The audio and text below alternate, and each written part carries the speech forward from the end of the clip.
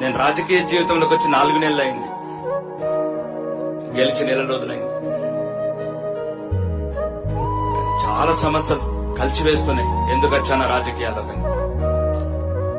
ఎవరిని ఏమనాలో అర్థం కావట్లేదు, ఎవరిని తిట్టాలో అర్థం కావట్లేదు. చాలా సమస్యలు.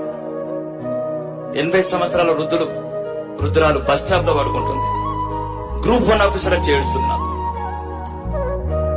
రాజకీయ నాయకులు కావచ్చు, ఐఏఎస్ ఆఫీసర్లు కావచ్చు, జ్యుడిషియల్ సిస్టమ్ కావచ్చు, సంఘ సేవ అనుకుంటా తిరిగి బ్యానర్లు కట్టుకుంటా అసోసియేషన్లు పెట్టుకున్నట్లు కావచ్చు.